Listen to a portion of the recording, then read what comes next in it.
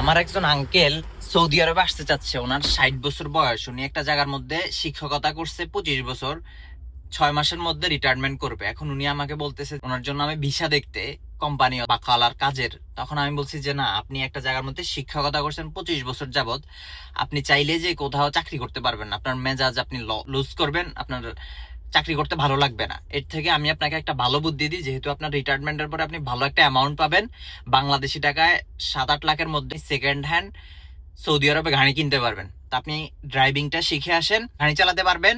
আপনার নিজের গাড়ি, আপনি যখন যেভাবে ইচ্ছা, আপনি মন চাইলেও গাড়ি চালাইলেন, মন চাইলেও না গাড়ি চালাইলেন না। ওনার আবার মক্কা মদিনা যাওয়ার শখ, তো আমি বলছি যে আপনি গাড়ি নিয়ে মক্কা মদিনা চলে যেতে পারবেন, আপনার কোনো বাধা থাকবে না। আপনি ফুড ডেলিভারি করতে পারবেন, ভাড়া মারতে পারবেন।